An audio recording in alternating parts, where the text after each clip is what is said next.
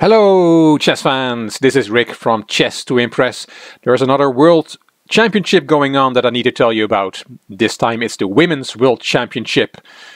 World champion Tan Zhongyi is defending her title. She won the World Championship in March 2017 in a knockout tournament in Tehran in Iran. She's currently number 10 in the world rankings and she has a rating of 25-22. Her challenger is her compatriot Wenjun, who qualified by winning the 2015-2016 Grand Prix tournament cycle quite a while ago. And Wenjun is number 2 in the world rankings behind Ho Yifan, who did not take part in that last knockout tournament last year. 10 games will be played. It's played in China. Both grandmasters are from China. 5 will be played in Shanghai, which is Ju's hometown.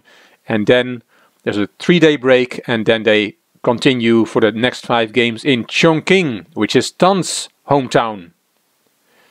Before this match, Tan was leading the head-to-head after 16 games. She won 3 times.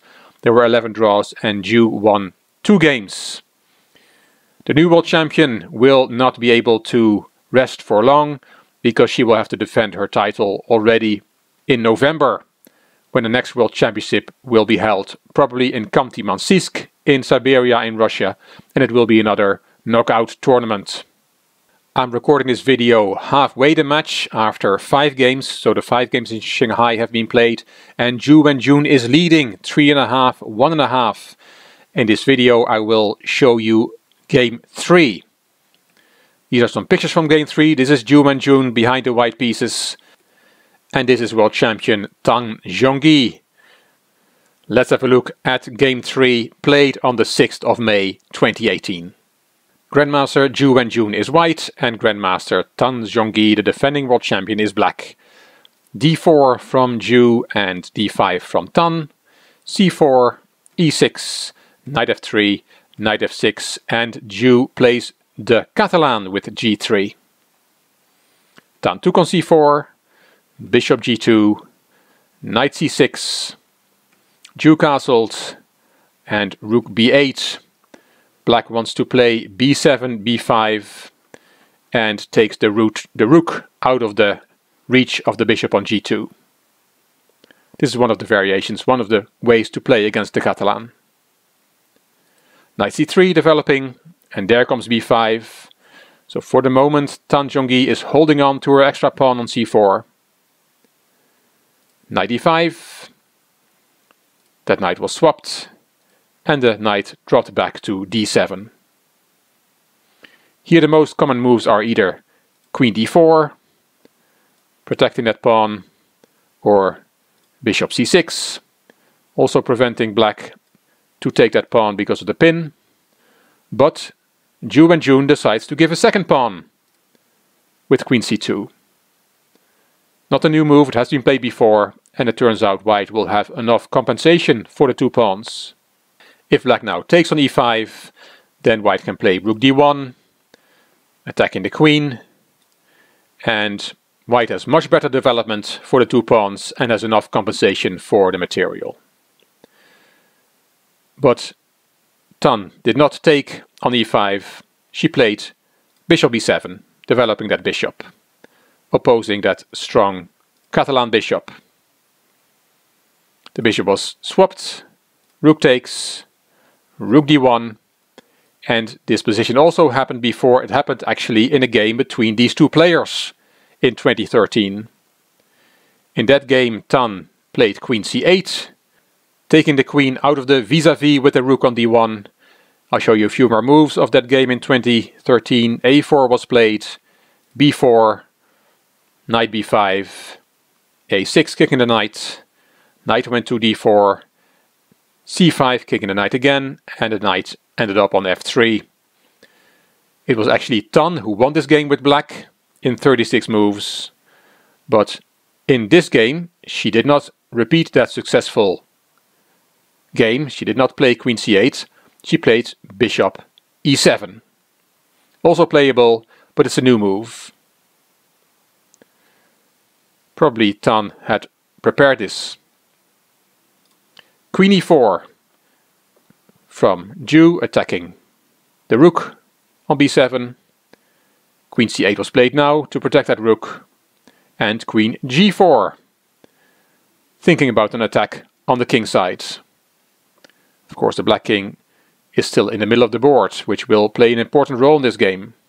Here, bishop f8 is a perfectly fine move to protect the g7 pawn. And also g6 can be played to deal with the attack on that pawn on g7. This actually was the move that Zhu Wenjun had expected. It's important to see that you cannot castle instead, because then there is bishop h6 with a checkmate threat, and really the only move you have against it is g6, and then you lose the exchange. Bishop takes f8 and white is better. So there are several moves, g6 or bishop f8, but was it a mouse slip? Well, in online chess it would have been a mouse slip. The world champion played g5. It happens sometimes in online games that you want to play g6, but because of a misclick with the mouse, the pawn goes to g5. Of course, that was not the case here. g5 was the move that Tan wanted to play, and she played it, but it was a bad move. She regretted that move very quickly. Zhu Wenjun found the best move in the position, queen h5. It's better than taking on g5 straight away with the bishop, because then there is rook g8, pinning the bishop. It's also better for white, but Zhu's move, queen h5, is better. Here you cannot protect that pawn, for example with h6, because that is too slow. Just give you variation, a line from the engine, knight e4, and then black can take on e5, but then there is bishop takes g5, and this pawn is pinned, because then it will cost you the rook in the corner, and after bishop takes g5, knight takes g5, this is much better for white. Black's king is in the middle, and her rook on b7 is also misplaced. This is a very good position for white, great winning chances. She could have played b4 instead, with the idea to employ the passive rook on b7 on the 5th rank. For example, knight e4, rook b5, and this is still a game. That rook, it looks a lot better on b5 than on b7. But in the end, Tan decided to play knight c5, stopping the idea with knight e4. The knight is now covering that square. Zhu took on g5 and said after the game that she thought during the game that she was going to win this. She felt she already had a winning position, and the engine agrees. The world champion played c6 to bring this rook to life. At least it has some influence on the 7th rank now. Rook d4, a rook lift from Zhu, and here bishop takes g5 is the best move, and black is still fighting. Queen takes g5 and then rook d7, much better for white, but black can still fight. But Tan played rook d7 straight away. A very strong move coming up from Zhu Wenjun. She took on e7, and if you take back with the rook, then there is rook ad1, and look at white and black pieces, especially the rooks. White's rook beautifully together on the open d file. Black's rooks are in horrible positions. Much better for white. Castling, by the way, is never an option. If we would castle here, yes, it is legal, but you get checkmated straight away. The black king position is too weak. Queen g5 check, king h8, queen f6 check. You don't even want to take this loose rook. King g8 and checkmate. So it's very difficult for black to get his king safe and develop the rook on h8. So after bishop takes e7, Tan decided to take with the king. Queen h4 check, king back to the bottom rank. This rook is still boxed in there. And rook ad1, bringing the last piece to the party. All pieces want to be at the party, they all want to take part in this attack. Queen d8 from Tan, and it looks for a moment that you can win material here, but after queen takes d8 check, you take back with the king, and this rook is protected enough, protected by king and by the knight. After queen d8, Zhu could have swapped on d8 with a very good position, but she wanted to keep the queens on the board and keep attacking that vulnerable king in the center. She played queen f4. Rook takes d4, and now you should not take back with the queen, because then the queens get swapped after all. Queen takes, rook takes, king e7, and this rook will come to life, and this position is actually about equal. Zhu, of course, took with the rook, attacking Tan's queen. Queen went to b6, rook d6, another good move, and black can try something like b4, trying to get some counterplay on the queen side. Knight e4, knight takes, queen takes, and b3, with some counterplay on the queen side, but black is still playing without this rook, so this cannot be dangerous for white at all. After rook d6, Tan decided to play rook f8. Maybe she has ideas to play up the f-pawn at some stage. Knight e4 from Zhu. That knight was taken. Queen takes back, and now this pawn is attacked twice and only defended once. So white is going to win that pawn. Black has no way to defend it again. Queen b7, and you can take with the queen, but then there is again a queen swap. Rook takes, king d7, and this is a better rook endgame for white, but still requires a lot of good technique. So of course Zhu Wenjun took with the rook on c6, and now there's a threat of winning the queen. Rook takes e6, check is a threat with a discovered attack on the black queen. So king d7 was played. She also could have played queen d7, and then this is the variation, rook d6, attacking the queen, queen c7, and you just take that pawn on h7, and again you are threatening queen takes e6, so queen c8 is played, and this is also much better for white. But in the game after rook takes c6, king d7 was played by Tan, and now a very nice last move from Zhu. If you have not seen the game yet and you want to have a look, if you can find the move that caused black to resign here, Zhu Wenjun played the lovely move, queen d4 check, and that caused the world champion Tan Zhongyi to resign.